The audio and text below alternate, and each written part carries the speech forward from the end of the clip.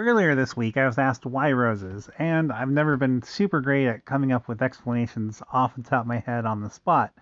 So this is my response, a better response to why roses. Um, I touched briefly on why roses in a blog post way back in 2018, which I'll link that in the comments in the description below. Um, but to touch brief on basically, why not grow roses?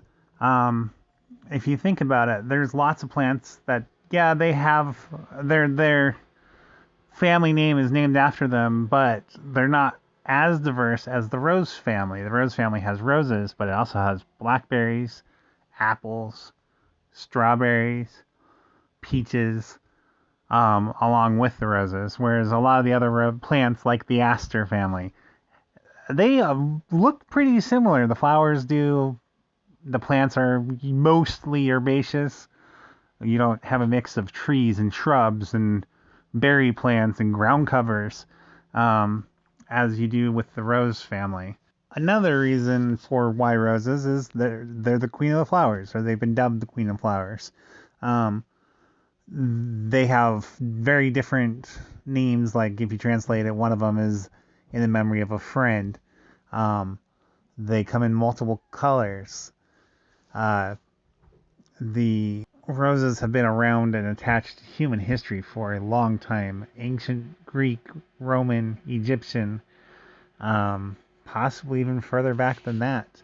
Another reason is the fragrance. There's multiple different descriptions, such as fruity, even a fragrance called the Old Rose or the rose fragrance. Um, Another reason why is roses often will be attached to memories or something, events that happened in people's lives. One of the memories I have of roses is when I go visit my paternal grandparents. There was a rose bush um, to the right of the doorway as you entered in their house. As a young kid, early to mid 90s, I didn't really pay that close attention to roses. Wish I had, because that rose bush is no longer there. I think personally for me, one of the bigger reasons for why roses is you have to go back to like 94, 95. I wanted to have a garden, and I asked my parents if we could have a garden that year, and my mom goes, why not grow roses?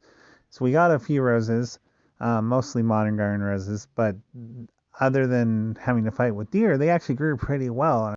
But because of the deer, they were beautiful flowers, but because of the deer, I started pulling up rose books from the library and stuff and seeing if there was anything I could do about it.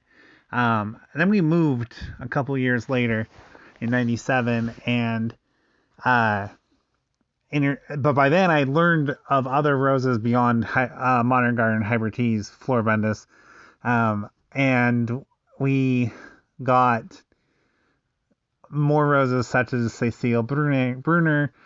Charles de Mills was my first old garden rose, and that introduced me into the world of old garden roses.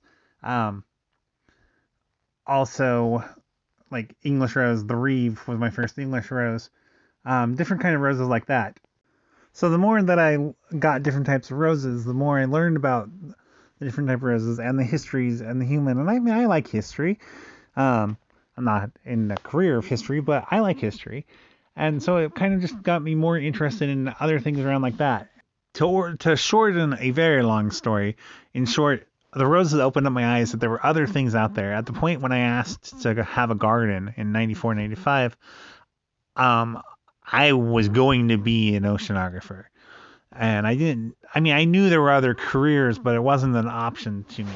Once I started growing roses and was successful at doing something other than studying oceanography, it opened up the eyes that was the case.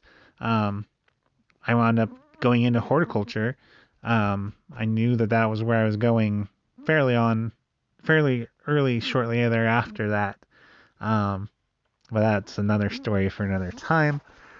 And so I think roses for me links back to a time where I was somewhat mostly carefree.